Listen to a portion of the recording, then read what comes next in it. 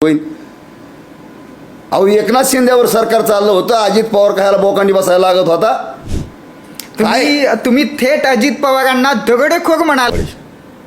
बरेचशा. कारण की जगणं वागणं, एक सिंधुताई सपकाळ सारखी बाई तुम्हाला सांगतो 20 वर्षाचं वय, शेवटपर्यंत तिने आपलं स्वतःचं संरक्षण केलं. क्या बात आहे, पॉइंट आहे. सिंधुताई सपकाळ सारखी 20 वर्षाची मुलगी घरातून बाहेर हाकलून दिलेली, नवऱ्याने तर दिलीच पण आईने, स्वतःच्या आईने सुद्धा हाकलून दिलेली. तिने स्वतःचं संरक्षण केलं. आणि ह्या मुली का संरक्षण करू शकत नाहीत? जवळजवळ मुलगा मुलींना सक्ती करूच शकत नाही. ह्यात मुलींचा दोष आहे. अर्धी कपडे घालायची, अंग मोकळीच ठेवायची, तुम्हाला सांगतो काय प्रदर्शन जगाला दाखवायचं, आणि मग तुमच्यावर बलात्कार होणारच आहेत ना. जरा कपडा तरी नीट घालावा ना. समोरच्याची पाहण्याचा दृष्टिकोन असा झाला पाहिजे, त्याला माया आठवली पाहिजे. क्या बात आहे. समोरच्याला पाहताना पुढं माया आठवली पाहिजे. पण तुम्ही तसं वागानातच. पोरांनी कपडे घालावं, ती कपडे तुम्हाला सांगतो पोरींच्या अंगावर आले आता. अहो तसली सुद्धा नाही, तुम्हाला सांगतो लाज वाटते यांच्याकडे बघायला. हां, ही जबाबदारी कुणी स्वीकारायची? आपली आहे का नाही? आपली जबाबदारी काय आहे का नाही? हा देश आपला आहे. ज्या देशामध्ये आपण राहतो ना, त्या देशाला भारत माता म्हणलं गेलं. क्या बात. बाकीच्या देशामध्ये किती प्रगती होऊ द्या, पण कोणाला मावशी सुद्धा कोणी म्हणलं नाही. आपल्या देशाला भारत माता म्हणलं गेलंय. करेक्ट. आणि ज्या महाराष्ट्रामध्ये आपण जन्माला आलोय, त्या महाराष्ट्राला छत्रपती शिवाजी महाराजांचा वारसा लाभलेला आहे. क्या म्हणजे तुमचं डायरेक्ट मत आहे की नितीन गडकरींनी भारताचं पंतप्रधान व्हावं? झालंच पाहिजे. चांगल्या माणसाचं तुम्हाला सांगतो, त्या माणसाचे विचार चांगले आहेत. पंतप्रधान होण्यासाठी आधी मुख्यमंत्री पण होणं आवश्यक असतं. म्हणजे फडणवीस जे आहेत ते आता सध्या चांगल्या पद्धतीने राज्य चालवतात आणि ते यंग आहेत. पुढे चालून ते पंतप्रधान व्हावे असं तुम्हाला वाटत नाही? देवेंद्र फडणवीस पंतप्रधान व्हावेत म्हणून? देवेंद्र फडणवीसांकडे काय खोटे की तुम्ही देवेंद्र फडणवीसांना डावलून थेट नितीन गडकरींनी पंतप्रधान व्हावं असं म्हणताय?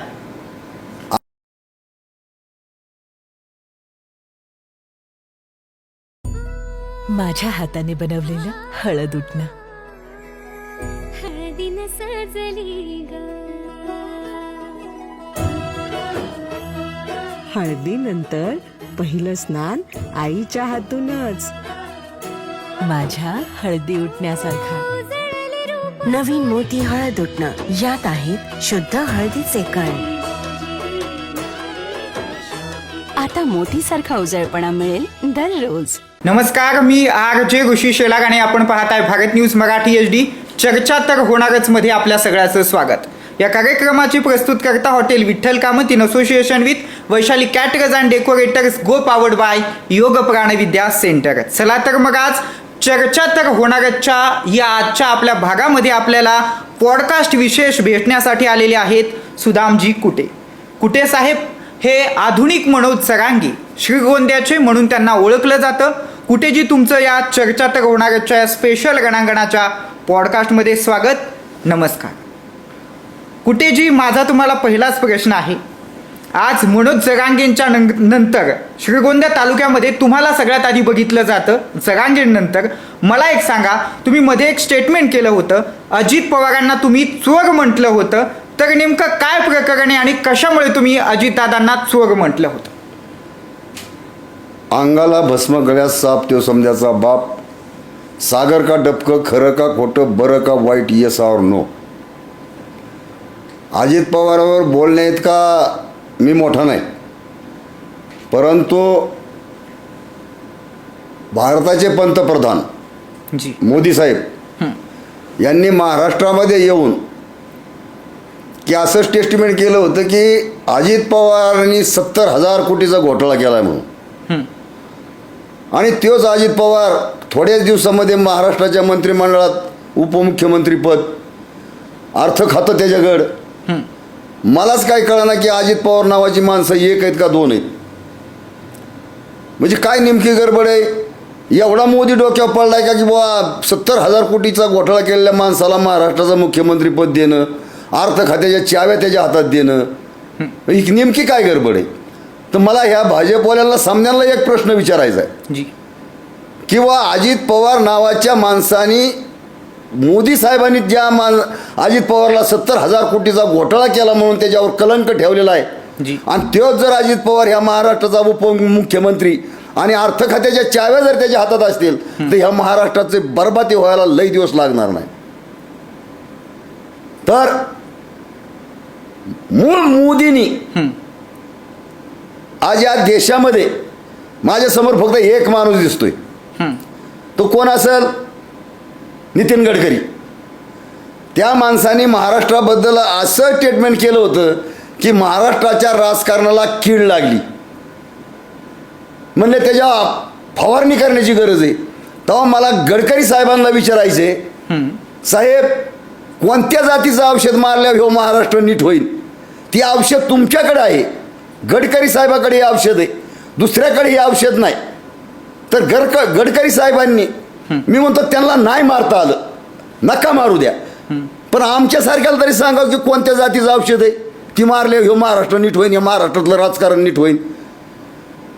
अहो एकनाथ शिंदेवर सरकार चाललं होतं, अजित पवार खायला बोकांडी बसायला लागत होता. एवढं सर्वसामान्य मी शेरडा वळणारा माणूस आहे, मी एक गरीब शेतकरी माणूस आहे.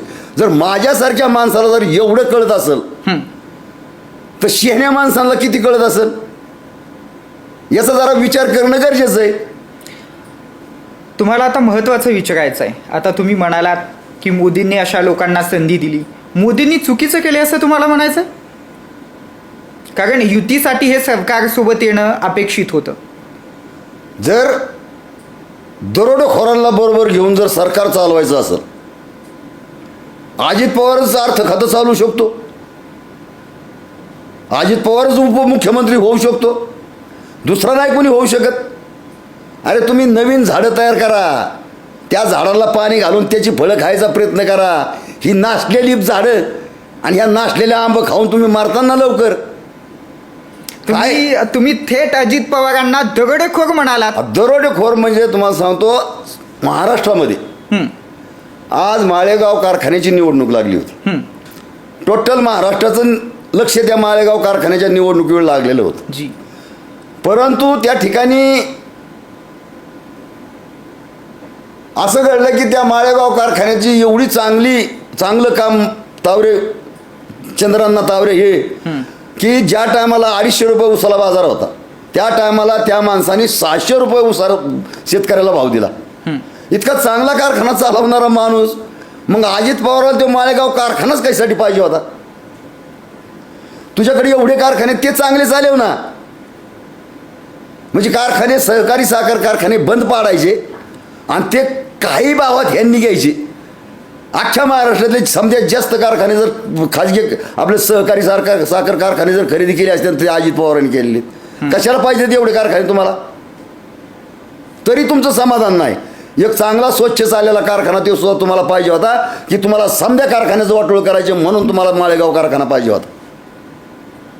आणि पवार साहेबांना सुद्धा मला विनंती करायची आहे, साहेब तुम्ही अजित पवारला वाईट म्हणता, त्याच्यापासून त्यांनी तुमचा सारा सुपडा साफ केला, तरी तुम्ही चंद्रांना मदत नाही केली. तुम्ही स्वतः पॅनल उभा केला आणि तुमचं साऱ्या पॅनलचा अख्ख्या वाटोळं करून घेतलं. ही सुद्धा माझ्या जीवाला थोडीशी वाईट वाटतं. कारण पवार साहेबाला आम्ही श्रीकृष्ण मानलेला आहे. कोण मानलेला आहे? ह्या महाराष्ट्राचा श्रीकृष्ण आम्ही पवार साहेबाला मानलेला आहे. जी.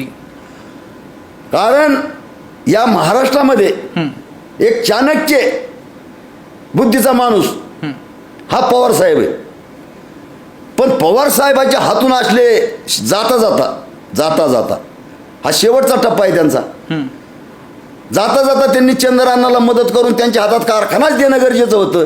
सेपरेट पॅनल करून तुम्हाला सांगतो त्यांनी अजित पवारला विजयी केलंय, हे ह्याच्यातून लक्षात येतंय. पण असलं नालायक राजकारण समाजामध्ये, शेतकऱ्यामध्ये तरी असलं नालायक राजकारण करू नये, ज्याची शिक्षा त्याला मिळालीच पाहिजे. अजित पवार हा महाराष्ट्रामध्ये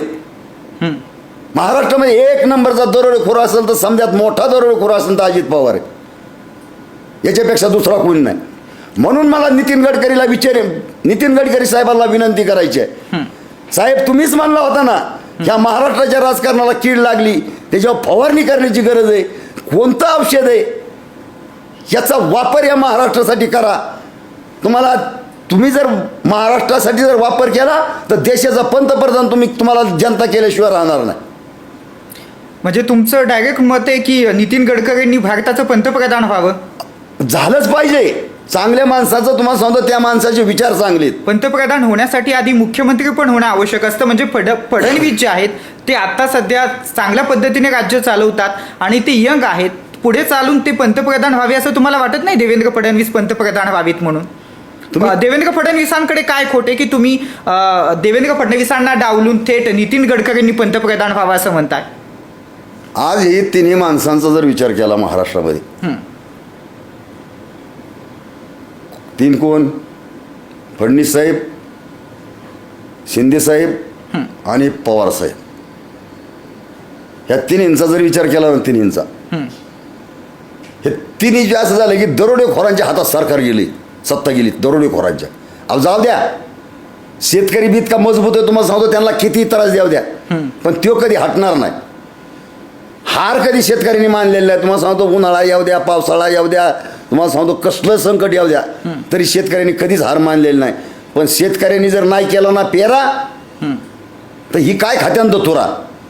तेव्हा पहिला प्रश्न शेतकऱ्याचा सुटला पाहिजे. तर तुम्ही मला शेतीच्या बांधावर घेऊन चला. आता तुमच्या शेतीच्या बांधावरतीच आपण येऊयात. मध्यंतरी तुमचा एक शेतीच्या बांधाचा रस्त्याचा प्रश्न होता, ज्या ठिकाणी तंटामुक्तीचे अध्यक्ष आले, सरपंच आले आणि तहसीलदार देखील त्या ठिकाणी आले होते. तुमचा एक रस्त्याचं काम होतं शेतीचं, त्या ठिकाणी आले होते. परंतु तहसीलदारांनी त्या ठिकाणी येऊन चुकीची पाहणी केली आणि चुकीचा पंचनामा केला असा आरोप तुम्ही श्रीगोंद्याच्या तहसीलदारांवरती केला. तर तो कशामुळे केला आणि तो आरोप खरा आहे का, सत्य आहे का, ते आम्हाला सांगा. आणि तुमच्याकडे काय प्रूफ आहे? सर, मी एक भुजबळ कुटुंब आहे, म्हणजे दोन्ही भुजबळच आहेत. तर त्या भुजबळ कुटुंबाचा एक रस्त्याला आणि एक आतमध्ये, तर आतमधला माणूस यांची वाढलोपार्जित प्रॉपर्टी, म्हणजे पहिल्यापासून त्या शेतीमध्ये ती जातात. तर त्या ठिकाणी रस्त्याच्या मागणीसाठी त्यांनी अर्ज केला. त्या ठिकाणी तहसीलदार मुग्दुल साहेब मान्याच्या लायकीचे नाहीत, पण आपण म्हणू तालुका दंड अधिकारी, म्हणजे तो तालुक्याचा मेन माणूस मानला जातो, त्याच्यामुळे त्याला किंमत देणं गरजेचं आहे. तर तो माणूस तिथं स्पॉट पाहणीसाठी आला होता. आल्यानंतर मी त्या ठिकाणी होतो. एक पंच म्हणून आपलं त्या ठिकाणी त्यांनी नाव टाकलं होतं आणि पंचनामा चालू असताना माझं त्याच्याकडे बारकाईने लक्ष होतं. तर त्याच्यामध्ये त्यांनी काय लिहिलं की इथं पावल खुणा दिसून येत नाहीत. अच्छा.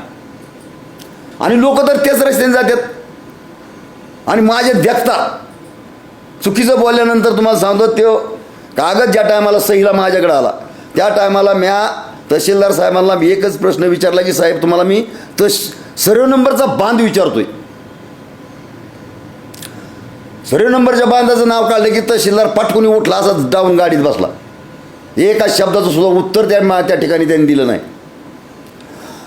तिथून पुढं तलाट्याला मी सांगितलं, जरा समजून सांग, तरी सुद्धा काहीच नाही. मागल्या 4-5 दिवसामध्ये तालुक्याची ग्रामसभा होती. जनता दरबार होता. जनता दरबार नाही, ग्रामसभा होती. जी. ग्रामसभा. त्या ग्रामसभेमध्ये शासकीय अधिकाऱ्यांचा कार्यक्रम संपल्यानंतर मी माझा विचार मांडण्याचा प्रयत्न त्या ठिकाणी केला. आणि मला सर्व नंबरचा बांध आणि शिक्षण ह्या दोनच विषयावर बोलायचं होतं. पण त्या ठिकाणी स्वतः विकी पाचपुते आमदार स्वतः उठून उभे राहिले. त्यांनी मला हात जोडला, म्हणले माझं ऐकायचंय का नाही. म्हणलं ऐकायचे.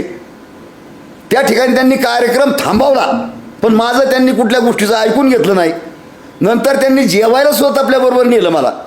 त्या ठिकाणी त्यांनी आपल्या डब्यातला डबा दिला, पण माझ्या प्रश्नाचं उत्तर काय त्यांच्याकडून मिळालं नाही. तर त्या स्पॉटला ते स्वतः पाहणी करण्यासाठी येतो म्हणले होते विक्रम पाचपुते. हा, आणि गावचा सरपंच बी त्यांच्याच पार्टीचा आहे. मग हे समजा असताना हे असं का घडतंय? का घडतंय तुम्हालाच आम्ही विचारतो की हे का घडतंय? का घडतंय? यांना जबाबदार कोण आहे? त्यांच्यावर कुणाचा वचक राहिलेला नाही, कुणी त्यांना काही विचारित नाही.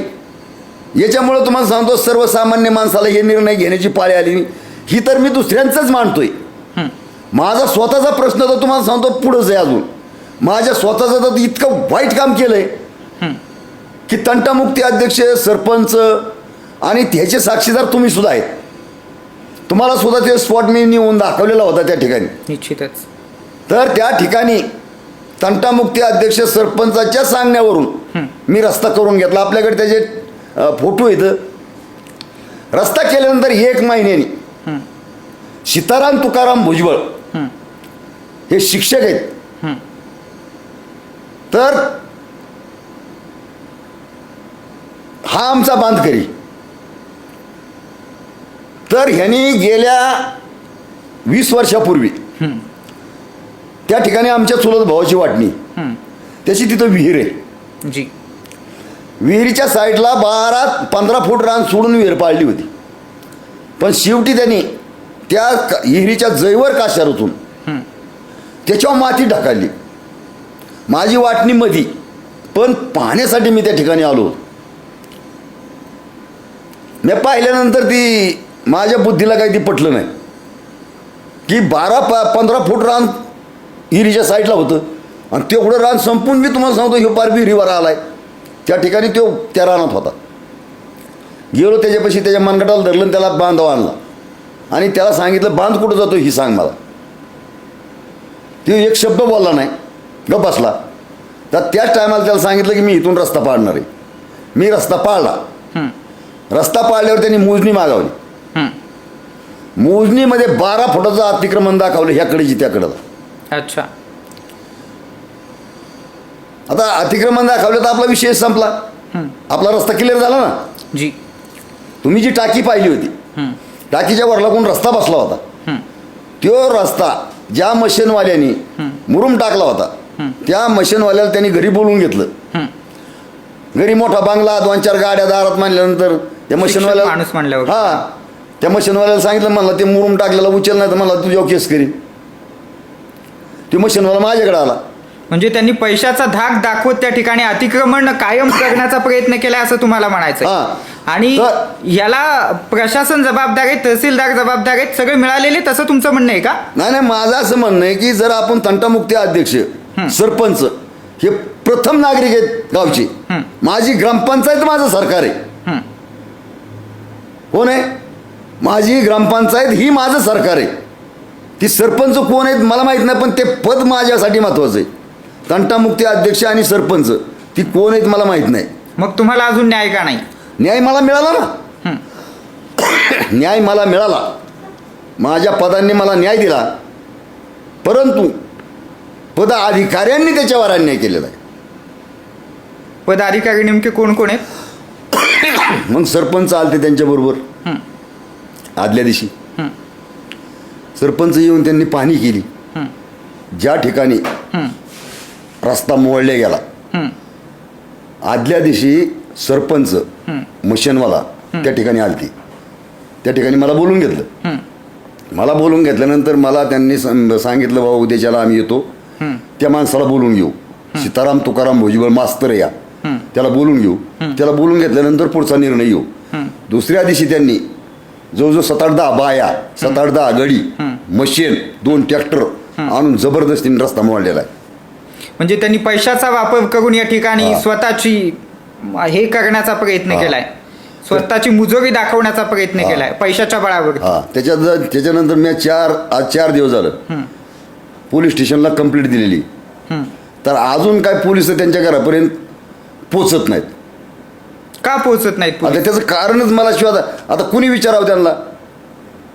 आणि PI साहेब तर म्हणतात 80 काहीच होत नाही, ही तर 80च नोंदवतात.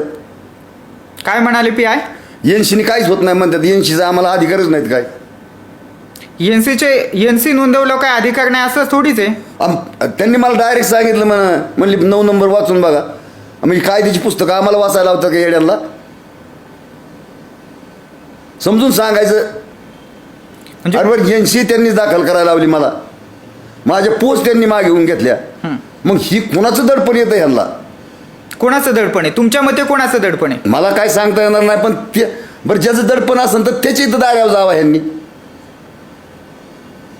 हा, जर कोणी आमच्यावर दडपण कुणी 4 यांच्या दाखल केलेले आहेत मी. किती? कालची 4थी. पहिल्या 3 यांच्याचं तर तुम्हाला सांगतो 4 महिने झाले त्यांचं एक शब्द कोणी कोणाला विचारला नाही पोलिसांनी. जायचं कोणाकडं? कोणाला न्याय मागायचा? हा, गृह खात्याचा मराठी बोलणारा कोणता बी माणूस असून त्याला मी हा प्रश्न विचारला, 80 हात ही नेमकं कायद्यात कशासाठी ठेवली? 80नी जर काहीच होत नाही, फक्त लुटायचे धंदेत. 80 दाखल करायची, समोरच्याला बोलून घ्यायचा, त्याच्याकडून पैसे खायचे आणि समोरच्याला सांगायचं 80नी काहीच होत नाही. कोण याला जबाबदार? आता जबाबदार हीच मला काय कळणार. ह्याला आमदार जबाबदार आहे.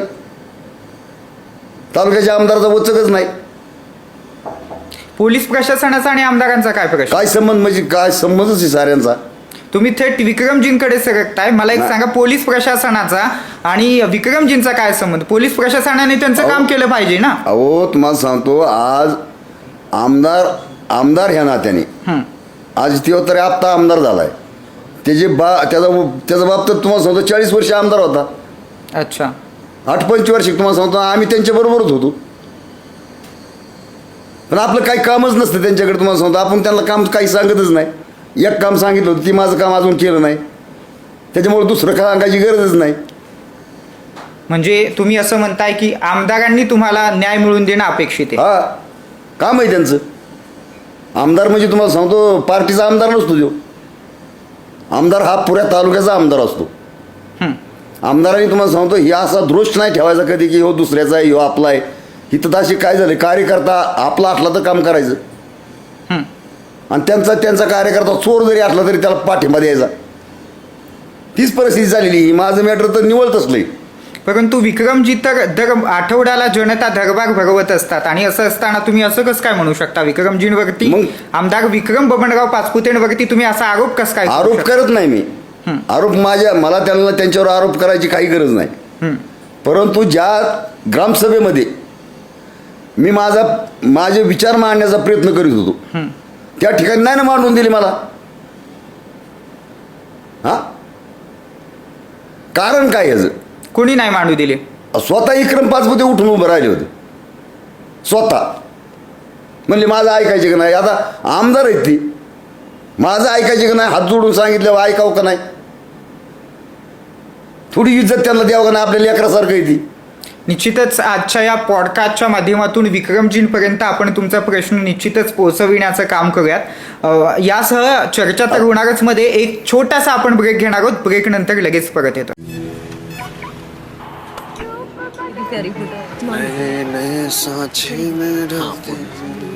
आपको ये गाना याद है? अरे काय याद नहीं होगा, मम्मी का तो फेवरेट सीरियल था ये. खूब फेवरेट. अच्छा, शुक्र मनाओ, उसी के कारण आज सबको साथ बैठ के खाने की आदत पड़ गई है. सुना है क्योंकि वापस आ रहा है. अपनी तुलसी वापस टीवी पर. अरे उषा जी, तुलसी जी तो पहुंच गई नेता नगरी, अब थोड़े ही ना वापस आएंगी. पर मानना पड़ेगा पापा, टीवी हो या टीवी के बाहर, जहाँ भी गई चालू. ये बात सही बोली. तुलसी जी टीवी पर आएंगी या नहीं आएंगी? वो टाइम निकाल पाएगी? हमें तो लगता है वो जरूर आएगी. नहीं भाई, वो नहीं आएंगी अब. अरे आएंगी जी. नहीं आएगी. आएगी. नहीं आएंगी. आएगी. अरे नहीं आएंगी. जरूर आऊंगी, क्योंकि हमारा 25 सालों का रिश्ता जो है, वक्त आ गया है आपसे फिर मिलने का. क्योंकि सास भी कभी बहू थी 29 जुलाई से रात 10:30 बजे स्टार प्लस और जियो हॉटस्टार पर. विश्रांतीनंतर तुमच्या सगळ्याचं पुन्हा एकदा स्वागत करतो. चर्चा तर होणारच मध्ये पुन्हा एकदा या कार्यक्रमाची प्रस्तुतकर्ता सांगतो. या कार्यक्रमाची प्रस्तुतकर्ता hotel Vitthal Kamat in association with Vaishali caterers and decorators, co powered by Yog Pranavidya centre. आणि आज चर्चा तर होणारच मध्ये आपल्यासोबत आहेत आधुनिक मनोज सरांगे, श्रीगोंद्या तालुक्याचे सुदामजी कुटे. कुटे साहेब, पुन्हा एकदा चर्चा तर होणाऱ्याच्या या चमूमध्ये तुमचं स्वागत. तुम्ही श्रीगोंद्याच्या तहसीलदारांवरती ताशेरे ओढलेत, काय प्रकरण आहे हे नेमकं? साहेब, प्रकरण म्हणजे असं, एक गरीब माणसं त्यांच्याकडे न्याय मागण्यासाठी जातात आणि पायी जायचं म्हणतात. बैलगाडी सुद्धा नको किंवा ट्रॅक्टर नको, पायी जायचं म्हणतात. पण त्या ठिकाणी स्पॉटवर येऊन ही लोक पायी त्याच रस्त्याने जातात, तरी सुद्धा तहसीलदार लिहितो की इथं पाऊल कोणाच आढळून येत नाहीत. असल्या तहसीलदाराला बुटाने हाणलं पाहिजे का नाही? आणि तुम्हाला सांगतो, ही जर अशी कामं करण्याचं जर बंद नाही झालं तर तालुक्यामध्ये तुम्हाला सांगतो, जनता ही शेतकरी त्याला बुटाने हाणल्याशिवाय सोडणार नाहीत. अशा लायकीची माणसं, मी त्यासाठीच बबनरावच्या आमदाराला स्वतः सांगितलं, तू पाहायला चल तिथं. माझं जर चुकीचं असेल ना तर अजिबात माझं ऐकू नको, मग तिथं स्वतः पाहायला यायचं आणि स्वतः पाहून निर्णय घ्यायचा. मी काही कोणाला बुटाने हाणल्याशिवाय राहणार नाही. तहसीलदारला कशामुळे? अशी चुकीची कामं केल्यावर कोण ऐकून घेईन? किती दिवस ऐकणार आहेत? मी म्हणतो एकाचं केलं, दोन्हीचं केलं, ज्याला आता ती लोक समजा गप बसली. माझी तिथं पंच म्हणून मी तिथं माझी सही होती, माझं नाव होतं पंच म्हणून, मी नाही सही केली तिथं. मी त्याच्या विरोधात तिथं तुम्हाला सांगतो, आज मी दुसऱ्या दिवशी त्याच्यापाशी जाऊन बसलो होतो परत. म्हणलं माझं काय चुकलं बाबा, मला दुसरं काम सांगा. अरे पहिलंच केलं नाही तर दुसरं कोणतं सांगतो तुला? कोणतं काम सांगावं दुसरं याला? म्हणजे तहसीलदार सांग कामे आहे, हा काम करत नाही. काम करीत नाही. तुम्हाला सांगतो, मी तर म्हणतो ना, त्या माणसाला त्या खुर्चीत बसायच्या सोला लायकीचा नाही देऊ. या आमदारांनी कशासाठी ठेवला असेल हीच काय कळलं मला. त्याला घे ना घेऊन. मी काय म्हणतो, मी जो प्रश्न मांडला ना तेवढाच प्रश्न सोडव म्हणा माझा. अहो लोक तुम्हाला पायी जायला रस्ता मागं, त्या सर्व नंबरचा बांध आहे. आणि चंद्रशेखर बावनकुळेंनी असं स्टेटमेंट केलं होतं की आम्ही शेतकऱ्यांना प्रत्येकांना आम्ही गस्त देण्याचं काम करतो. जर चंद्रशेखर बावनकुळेंचं हे स्टेटमेंट असताना तहसीलदार त्यांचं स्टेटमेंट ऐकत नाहीत, तसा GR असताना देखील तुम्हाला पाऊलवाट देत नाहीत, शेतीसाठी रस्ता देत नाहीत, म्हणजे हा कुठला न्याय? काय वाटतं तुम्हाला? आपल्याला त्या तहसीलदाराला नावं ठेवण्यापेक्षा आपल्याला ते बावनकुळ्याकडे गेलं पाहिजे. त्याचं एकदा स्पष्टीकरण एकदा आपण ऐकून घेतलं पाहिजे का, की जर रस्त्याचे मला तर माहिती ही रस्त्याची अख्खी पावर ही तहसीलदारला आहे. सर्व नंबरचा बांध हा तहसीलदारच्या ताब्यात आहे. ही पूर्ण अधिकार तहसीलदारला आहेत. पण तहसीलदार ती नाही करीत, लोकांना कोर्टात लावित आहे. 10-20 वर्ष तुम्हाला सांगतो लोक कोर्टात हेलपाट घालतात. 10-20 वर्ष लोकांना न्याय मिळत नाही. तुम्हाला सांगतो, यमाच्या दरबारात गेलं तर एका झटक्याच खटका होतोय, पण ह्यांच्या दरबारात सापडला की 10-20 वर्ष त्याचा कार्यक्रमच राबवतोय. 10-20 वर्ष न्याय नाही मिळत त्या माणसाला, त्यांनी फक्त हेलपाटी घालायची. बरं, मग सर्वसामान्य जनतेने जायचं कुठे? ती असं झालंय, आजारी टोनगा यांनी इंजेक्शन खालीला. निश्चितच आपण पुढच्या प्रश्नांकडे बोलूयात. आता संतोष देशमुख हत्या प्रकरण आहे. संतोष देशमुख हत्या प्रकरण एकीकडे भरकटविण्याचा प्रयत्न केला जातोय का? संतोष देशमुखांना न्याय नाही आणि त्यांची मुलं मिलिटरी स्कूलमध्ये दाखल होत आहेत, त्यांचा मुलगा त्यांचा पुतण्या असेल, आणि संतोष देशमुखांच्या खऱ्या आरोपींना अद्यापही त्या ठिकाणी शिक्षा झालेली नाही. काय तुमचे यावरती काय मत आहे? आता जर न्याय देणारी जर सत्तेमध्ये असल्यानंतर, अन्याय करणारी जर सत्तेमध्ये असल्यानंतर न्याय कोण देणार? हा, आज धनंजय मुंडे मुंडेचं राजकारण कोणाच्या जीवावर आहे? कोणाच्या जीवावर आहे सांगा की आम्हाला. तुम्ही आम्हाला तर आम्ही ईडीच येत.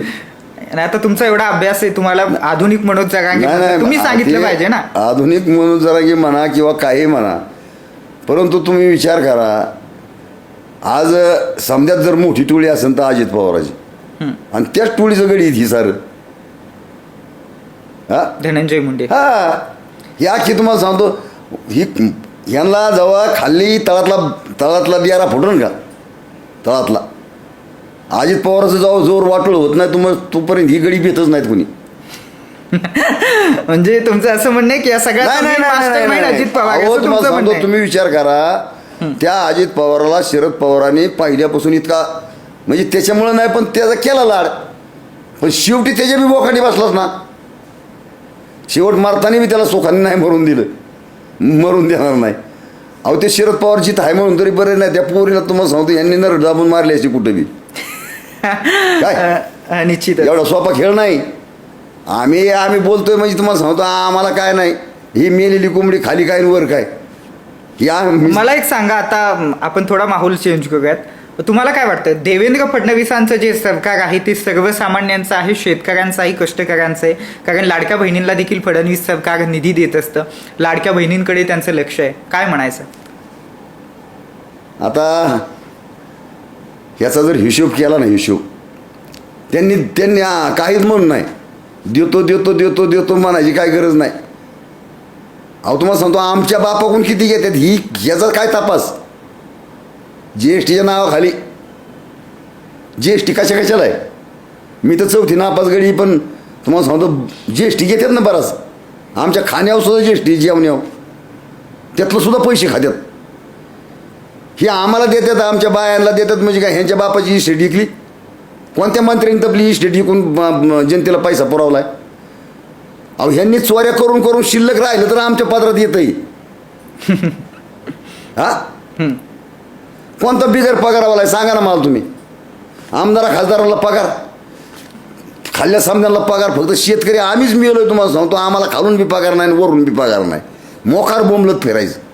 फडणवीसांकडे काय मागणी असेल तुमची? काय नाही, त्याच्याकडे मागणीच नाही. काय ह्या तिन्ही गाड्याकडे काय मागायचं नाही, देण्याची लायकीचीच नाही. त्यांनी आरक्षणाचे आमचं पार तुम्हाला सांगतो भजन करून टाकलं ना यांनी. किती वर्ष लोक रस्ते होईल. पण फडणवीसांनी त्यांच्या काळात आरक्षण दिलं होतं, ज्यावेळी ते आधी मुख्यमंत्री होते. उद्धव ठाकरेंना ते आरक्षण कोर्टामध्ये टिकवता आलं नाही, मग याला फडणवीस जबाबदार नाहीतच ना? नाही नाही नाही, आता तुम्ही काही जरी म्हणला, फडणवीस इतका चाणक्य माणूस तुम्हाला सांगतो, तुम्ही काही जरी म्हणला तरी तो इतका चाणक्य आहे की त्याला जमलं हे करायचं. लबाड बोलायचं, खोटं बोलायचं, पण रिटून बोलायचं, ही चोर गोळा करायचं. अवी चांगल्या माणसाचं काम आहे का? चांगल्या माणसाचं काम आहे का? अजित पवार चांगल्या माणसाकडे जाईन का? आणि चांगला माणूस अजित पवारला जवळ करीन का? आता किती काय काय चाललाय खेळ ही काय कळायला तयार नाही. पण मला नाही वाटत बाबा हे देशाचा पंतप्रधान जरी अजित पवार झाला ना तरी त्याच्यावरचा कलंक आयुष्यात कधी धुतला जाणार नाही. निश्चितच. म्हणजे तुम्ही थेट अजित पवारांना आपला टार्गेट तेवढाच योगडी, काम एकच करायचं, पण ते अर्ध्यात सोडायचं नाही.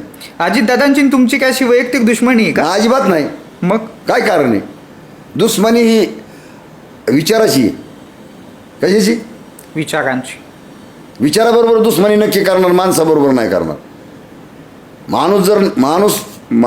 माणसाचे विचार जर चांगले असतील तर त्याच्याबरोबर दुश्मनी करायची काही गरज नाही. पण ज्याचे विचार नालायक असतील तर त्याच्याबरोबर दुश्मनी नक्की केली पाहिजे.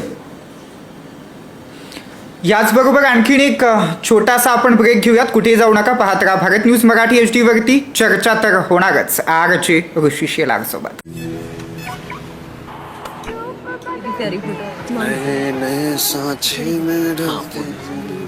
आपको ये गाना याद है? अरे काय याद नहीं होगा, मम्मी का तो फेवरेट सीरियल था ये. खूब फेवरेट. अच्छा, शुक्र मनाओ, उसी के कारण आज सबको साथ बैठ के खाने की आदत पड़ गई है. सुना है क्योंकि वापस आ रहा है. अपनी तुलसी वापस टीवी पर. अरे उषा जी, तुलसी जी तो पहुंच गई नेता नगरी, अब थोड़े ही ना वापस आएंगी. पर मानना पड़ेगा पापा, टीवी हो या टीवी के बाहर, जहाँ भी गई चालू. ये बात सही बोली. तुलसी जी टीवी पर आएंगी या नहीं आएंगी? वो टाइम निकाल पाएगी? हमें तो लगता है वो जरूर आएंगी. नहीं भाई, वो नहीं आएंगी अब. अरे आएंगी जी. नहीं आएगी. आएगी. नहीं आएंगी. आएगी. अरे नहीं आएंगी. जरूर आऊंगी, क्योंकि हमारा 25 सालों का रिश्ता जो है, वक्त आ गया है आपसे फिर मिलने का. क्योंकि सास भी कभी बहू थी 29 जुलाई से रात 10:30 बजे स्टार प्लस और जियो हॉटस्टार पर. विश्रांतीनंतर तुमच्या सगळ्यांचं पुन्हा एकदा स्वागत. चर्चा तर होणारच मध्ये या कार्यक्रमाची प्रस्तुत करता hotel Vitthal Kamat in association with Vaishali caterers and decorators, go powered by Yog Pranavidya centre. चला तर मग चर्चा तर होणारच मध्ये मगाचपासून आपल्याशी बातचीत करण्यासाठी आहेत आधुनिक मनोज चरांगे, सुदामजी कुटे. कुटे साहेब, पुन्हा एकदा विश्रांतीनंतर तुमचं स्वागत. कुटे साहेब, आता धनंजय मुंडेंकडे आपण येऊयात. तुम्ही मध्यंतरी धनंजय मुंडेंवरती खूप गंभीर आरोप केले होते, तर या मागचं नेमकं कारण काय? कारण असं की ह्या महाराष्ट्रामध्ये एक नंबरची जर टोळी कोणाची असेल तर अजित पवाराची. आणि त्या अजित पवाराच्या टोळीतला सभासद हा धनंजय मुंडे. तर ह्या लोकांनी म्हणजे धनंजय मुंडेंनी एकट्यानेच नाही केलं, हे समजा टोळीने हा कारभार तुम्हाला सांगतो महाराष्ट्रामध्ये बरेचसे दिवस धुमाकूळ चाललेला आहे. पण ह्या कुणाच्या लक्षात आलं नाही. या संतोष देशमुखच्या निमित्ताने खरं ही भांडीफोड झाली आणि त्या संतोष देशमुखने अख्ख्या महाराष्ट्राला न्याय मिळवून दिला. तो स्वतः गेला पण न्याय मिळून ह्या महाराष्ट्राला. कारण कुणाचं लक्ष नाही. आज माझ्यासारखा माणूस राहतो तुम्हाला सांगतो मी, माझी इतकी वाईट परिस्थिती आहे तुम्हाला सांगतो. आज फक्त आत्महत्या करायची नाही म्हणजे आपल्या रक्तातच नाही ती की आत्महत्या करावी. कारण की इतकी वाईट परिस्थिती तुम्हाला सांगतो. माझ्या एक 10 वर्षाच्या एक दुसरीला आहे नातून, एक चौथीला आहे. त्या 2 नातवाला घेऊन रस्ता केलेला होता. किती एवढ्या लेकरांना घेऊन रस्ता केलेला होता. तुम्हाला सांगतो तो रस्ता मोडल्यावर तुम्हाला सांगतो त्या माझ्या नातवांना किती दुःख झालं असं. तर ह्याचा बदला घेण्यासाठी मी या ठिकाणी तुमच्यापाशी आलेलो.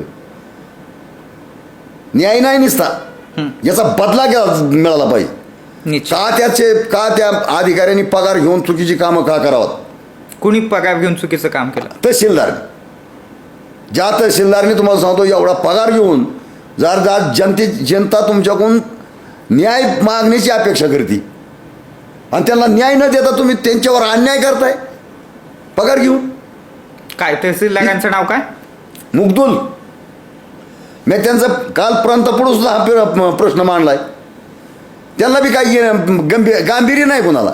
यांना पगार मिळतात तुम्हाला सांगतो. लोकांचं तिकडे काही हो किती वाटोळ हो, पण जाता या सर्व सत्तेमधल्या माणसांना मला विनंती करायची आहे, सत्याच्या दगडाडून विंचवासारखं वागू नका. अरे सत्याच्या दगडाडून विंचवासारखं वागू नका. स्वाभिमानी जनतेकडून नांगी ठेचून घेऊ नका. जय जवान जय किसान. क्या बात आहे कुठेजी. एक शेतकरी माणूस इतका बोलतोय, आमचा तर यावरती विश्वासच बसत नाही. तुम्हाला टोटली महाराष्ट्र बघतोय. ऑल इंडियामध्ये आपले नॅशनल चॅनल असल्यामुळे तुम्हाला ऑल इंडियामध्ये सगळे लोक बघतात. कुठेजी तुम्ही आता शेतकऱ्यांबद्दल बोललात. मध्यंतरी फडणवीस सरकारने काही इलेक्शनच्या आधी काही बोलले होते. शेतकऱ्यांना फडणवीस सरकारने अनेक योजना दिल्यात. काय वाटतं तुम्हाला फडणवीस सरकारबद्दल? फडणवीस सरकारबद्दल पहिली कर्जमाफीची घोषणा कुणी केली? यांनीच केली ना. आमचं सरकार जर आलं तर संपूर्ण कर्जमाफी करू. कर्ज एकदा नाही तीनदा म्हणायचा यो फडणवीस. पण तुम्हाला सांगतो बच्चू कडूंनी आंदोलन केल्याशिवाय, अख्खा महाराष्ट्र जागा केल्याशिवाय यांच्या ध्यानात नाही आलं. यांच्या तसं नाही ध्यानात आलं ही कर्जमाफीचं. जेव्हा गाड्यांनी हात्याला उपसाय सुरुवात केली का तेव्हा ह्यांच्या ध्यानात आलंय. यांच्या तसं नाही ध्यानात येत का ह्यांच्या बापाची हिस्ट्री विकून द्यायची ना. ह्यांनी यांनाच पूर्ण चोऱ्या करायला. ह्यांच्या गाळणीतून शिल्लक राहिलं तर आमच्यापर्यंत शेतकऱ्यापर्यंत नाही तर काय ना आमच्या वाट्याला काय. अहो 70,000 कोटीचा घोटाळा नाही त्या सिंचनचा एकाच माणसाने केलेला. कोणी? अजित पवारांनी. 70,000 ते बी मोदींनी सांगितलं आम्हाला. नाही तर आम्हाला काय कांटा माहिती. हुशार आहे गेडी आपला मोदी. मला त्याला एकच विचारायचं की अजित पवार ह्योच आहे का दुसरा आहे? दुसरा बी असू शकतो ना. असं काय नाही की बॉय एवढा अजित पवार तुम्हाला सांगतो एवढा मुख्यमंत्री उपमुख्यमंत्री अर्थ खातं. मग मोदी काय एवढा डोक्यावर पडला का त्याला असं म्हणजे एवढा 70,000 कोटीचा घोटाळा केला आणि त्याला एवढ्या महत्त्वाच्या पदावर नेऊन बसवायला? नेमकं काय आहे?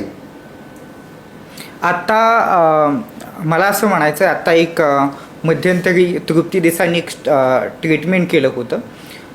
तर महाराष्ट्रातील महिला आणि मुली सुरक्षित नाही आहेत आणि अनेक घटना अशा घडतात. आता देखील पंढरीच्या वारीसाठी जाणाऱ्या एका मुलीवरती बलात्कार झाला. काय तुमचं यावरती काय मत आहे? खरंच महाराष्ट्रातल्या महिला आणि मुली सुरक्षित नाही आहेत का? आता याचं कारण जर शोधायचं झालं तर त्याला जबाबदार मुली थोड्याशा बऱ्याचशा. कारण की जगणं वागणं. एक सिंधुताई सपकाळ सारखी बाई तुम्हाला सांगतो 20 वर्षाचं वय शेवटपर्यंत त्यांनी आपलं स्वतःचं संरक्षण केलं. क्या बात आहे. पॉइंट आहे. सिंधुताई सपकाळ सारखी 20 वर्षाची मुलगी घरातून बाहेर हाकलून दिलेली नवऱ्याने तर दिलीच, पण आईने, स्वतःच्या आईने सुद्धा हाकलून दिलेली. तिने स्वतःचं संरक्षण केलं आणि ह्या मुली का संरक्षण करू शकत नाहीत? जवळजवळ मुलगा मुलींना सक्ती करूच शकत नाही. ह्यात मुलींचा दोष आहे. अर्धी कपडे घालायची, अंग मोकळीच ठेवायची, तुम्हाला सांगतो काय प्रदर्शन जगाला दाखवायचं, आणि मग तुमच्यावर बलात्कार होणारच आहेत ना. जरा कपडा तरी नीट घालावा ना. समोरच्याची पाहण्याचा दृष्टिकोन असा झाला पाहिजे, त्याला माया आठवली पाहिजे. क्या बात आहे. निश्चित. समोरच्याला पाहताना पुढं माया आठवली पाहिजे. पण तुम्ही तसं वागानातच. पोरांनी कपडे घालावं, ती कपडे तुम्हाला सांगतो पोरींच्या अंगावर आले दादा. अहो तसली सुद्धा नाही, तुम्हाला सांगतो लाज वाटते यांच्याकडे बघायला. हां, ही जबाबदारी कुणी स्वीकारायची? आपली आहे का नाही? आपली जबाबदारी काय आहे का नाही? हा देश आपला आहे. ज्या देशामध्ये आपण राहतो ना, त्या देशाला भारत माता म्हणलं गेलं. क्या बात.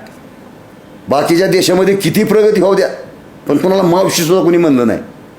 आपल्या देशाला भारत माता म्हणलं गेलं. करेक्ट. आणि ज्या महाराष्ट्रामध्ये आपण जन्माला आलोय, त्या महाराष्ट्राला छत्रपती शिवाजी महाराजाचा वारसा लाभलेला आहे. क्या बात. हे कधीच विसरून चालणार नाही. त्याचं नाव घेतल्याशिवाय तुम्हाला सांगतो कुणाचंच पान ढळत नाही. या राज्यामध्ये छत्रपती शिवाजी महाराजाचं नाव घेतल्याशिवाय एकाची सुद्धा दुकानदारी चालत नाही. पण मला राज्यकर्त्यांना विनंती करायची जी की महाराजांचं नाव घेऊन असे जर दरोडे जर तुम्ही टाकीत असताल तर तुम्हाला शिवाजी महाराज कधीही माफ करणार नाही. आणि जर कधी महाराज आज जर असते ना, आणि असला तुमचा जर धिंगाणा जर पाहिला असता ना, तर त्यांनी ही अशी नसती कचा कापली असती, एक नसती आवला ठेवली. कारण बारकाईने जर अभ्यास केला तर तुम्हाला सांगतो ही चौकात यायच्या सुद्धा लायकीची नाही. तुम्हाला सांगतो यांना कोणी काही म्हणत नाही म्हणून द्या सोडून. 70,000 कोटीचा घोटाळा केलेला माणूस तुम्हाला सांगतो महाराष्ट्राचा उपमुख्यमंत्री, अर्थ खात्याच्या चाव्या त्याच्याकडे. का तर त्याला जरा चोऱ्या करायची चांगली माहिती, म्हणूनच ना. आमच्या बापाला चोऱ्या करायची माहिती नाही, त्याच्यामुळं आमचा बाप मेलाच इकडं दारू धरू. आता ती तरी सांग ना म्हणावं कशा चोऱ्या करतात ती. हां, नाही तर आता तुम्ही शेती करताय, आम्ही शेती करतोय, आमची प्रगती का व्हायना? मग आम्हाला तरी सांगा तुम्ही ही बी लावायचं, अशी खतं घालायची आत, अशी शेती केल्यावर असं पिकनिक होतं, की असं केल्यावर अशी चोरी करता येते. ही जर आम्हाला शिकवलं तर आम्ही करून चोऱ्या. बँकेवर दरोडा घालायचं म्हणजे 70,000 कोटीचा सिंचन घोटाळा, एकच घोटाळा 70,000 कोटीचा.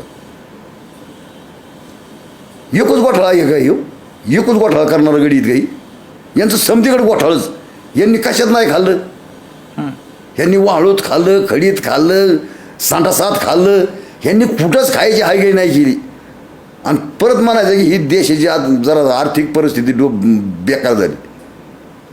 म्हणजे शेतकऱ्याला द्यायचं म्हणलं की बेकार होती, आणि ह्यांनी चोऱ्या करायच्या म्हणलं की अच्छा होते. तर ह्या समध्या गोष्टीचा विचार करून श्रीगोंद्याच्या तहसीलदारचं तुम्हाला सांगतो ह्याचं काम मात्र नक्की केलं पाहिजे. आता इतका लोकांना त्रास आहे, इतकाच त्रास आहे तुम्हाला सांगतो. आज साधा रस्त्यासाठी अर्ज केला तर त्या शेतकऱ्याला 10 वर्ष न्याय मिळत नाही. आणि टोटल अधिकार तहसीलदारला आहे.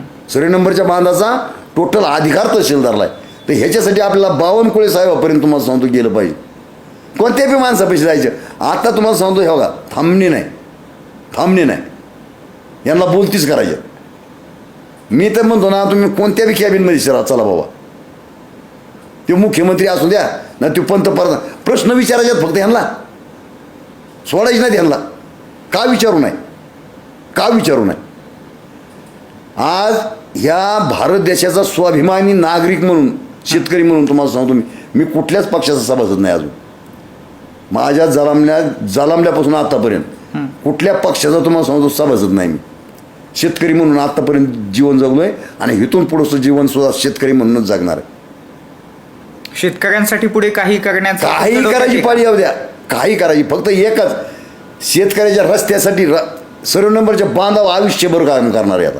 कारण की मला जो त्रास झाला ना, मला जो त्रास झाला तो दुसऱ्या शेतकऱ्याला होऊ नये यासाठी फक्त मला बाकीची कामं नाही. शिक्षणाचा असा विषय, जी पंतप्रधानाचा पोरगा शिकवतोय तर पारदेच्या पोराला सुद्धा शिक्षण तीच घेता आलं पाहिजे की मी माझ्याजवळ पैसा नाही म्हणून त्याला दुसरीकडे बसावा. त्याची क्वालिटी तो हुशार आहे, पण पैसा नाही म्हणून त्याला शिक्षण घेता येत नाही. तर ही पारदे आणि पंतप्रधान यांची शिक्षणाच्या बाबतीत तुम्हाला सांगतो, या सरकारने अख्खी जबाबदारी शिक्षणाची सरकारने उचलली पाहिजे. परंतु सर्व शिक्षण अभियानांतर्गत शिक्षण तर मोफत आहे, नाही असं कसं ना, म्हणता? शिक्षणाचे धंदे झालेत. आज तुम्हाला सांगतो, समजेंनी आज विचार करण्यासाठी माझी नातवंड 2 इंग्लिश मिडियमला आहेत, त्यांना वर्षाला आज पहिलीला 1-1 लाख रुपये खर्च होतोय.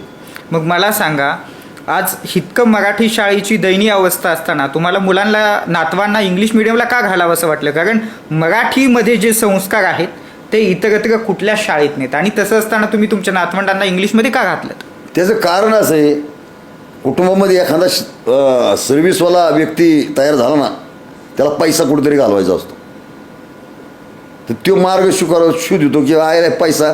मग त्या सर्व्हिसवाल्यांनी घातला की तुम्हाला सांगतो, ती शेतीत काम करत आहे, ती बी म्हणते की तिचं झालं तिकडं, म्हणलं माझं बी घालायचं तिकडं. आणि ह्या स्पर्धा सुरू झाल्या, आणि ह्या स्पर्धा सुरू होऊ द्या, स्पर्धा बी होऊ द्या, त्याचं बी काय म्हणणं नाही माझं. पण शिक्षण होऊन सर्व्हिस आहे का?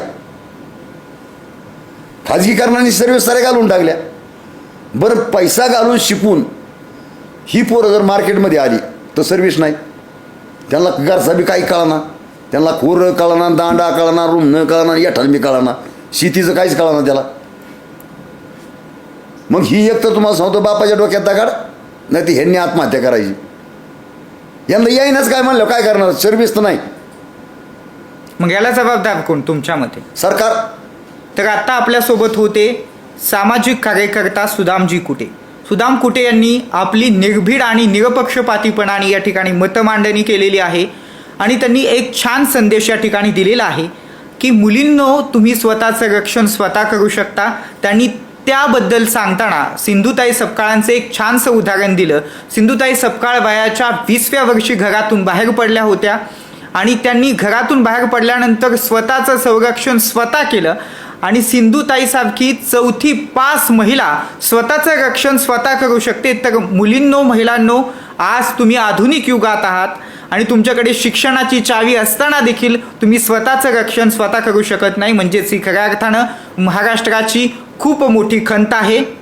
आणि या सगळ्यामुळे कुठेतरी महाराष्ट्राला तुम्ही कुठे नेऊन पोहोचवलंय हा प्रश्न देखील या ठिकाणी पडतो. आणि शेवट, तुम्ही जर शिखांच्या गुरुद्वारामध्ये जर जाल तर त्या ठिकाणी महिलांना किंवा मुलींना किंवा कोणालाच असे आपरे निपरे कपडे घेऊन घालून यायला अलाउड नाही आहे. तिथे जर शिखांच्या जर तुम्हाला गुरुद्वारात जर जायचं असेल तर तिथे तुमच्या डोक्यावरती ओढणी किंवा चादरच हवी आहे.